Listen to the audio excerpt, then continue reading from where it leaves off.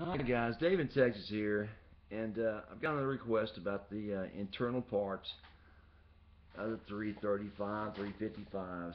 Uh, this is my 355. It's the same as the 335 except for for like the blocks on it. The dimensions are just a little bit different, not much. Anyway, if you look on the inside of this thing, you'll see a very well glued up block with some wax in there for me. Also, a beer stain I think is in there somewhere. Let's try to get the light. It's not easy trying to get the light inside this thing without the shadow from the camera, as well as the sound hole shadow. So, if you'll look, the wood on the back of this thing is the same on the inside as it is on the outside back. You follow me?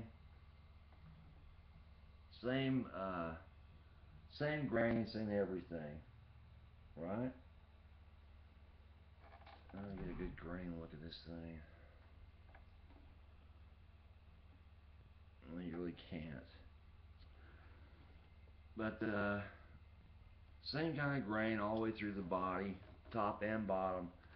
Uh, the top's supposed to be like a flame maple. If you look with a mirror, which I can't get to focus on, this is a solid piece of flame maple on top. This is not a cap. This is just a piece of flame maple. It's not very thick, and it's two pieces, as you can see, and it's not a very good example of flame maple since you can't see much flame to it at all.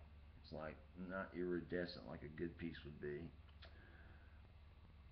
And if you look inside, you can see some stains that come from me and spilling shit in it, some beer and such. But anyway, that's the interior part. That's ash back there as far as that wood block's concerned. At least I'm told that by a respected luthier. All right, that's a solid piece of final cut ash. It's not rough cut like the inside of that Gretch. It's actually done well. So that's what the inside of a fake ES looks like. Right? Now, oh boy. With the Rickenbackers,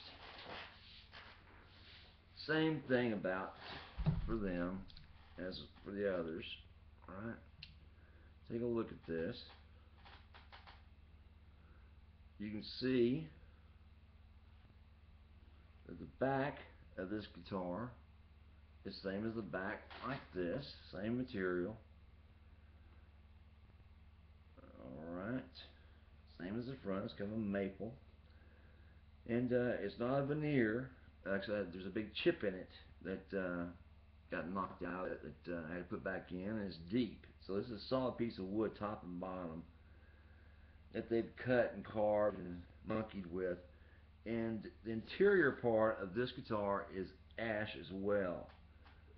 Final cut ash was Luther told me, and he said they did a hell of a good job with the glue bead on this.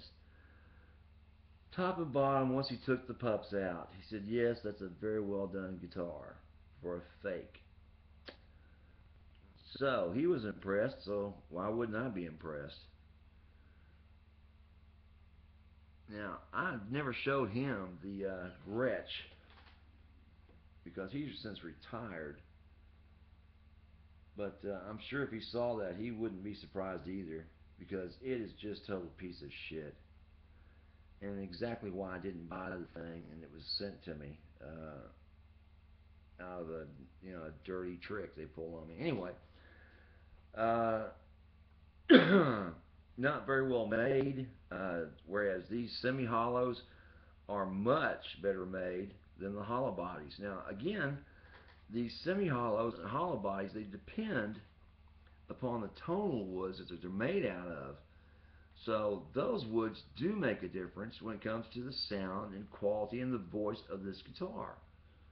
So instead of having a maple fretboard, this has a rosewood, and a very good one, I'm told.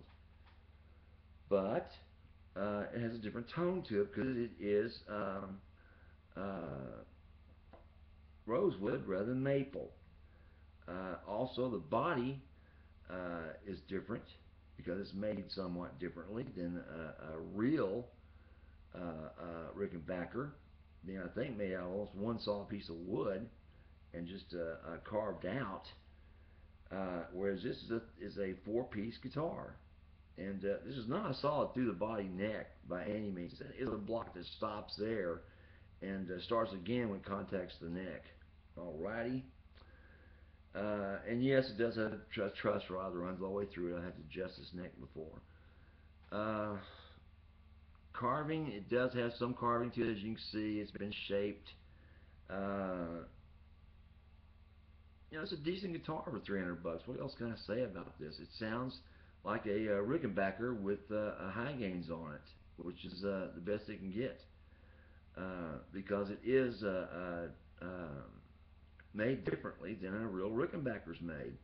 A real one has a neck that is like 2 inches above the body because the pickups aren't cut into the body.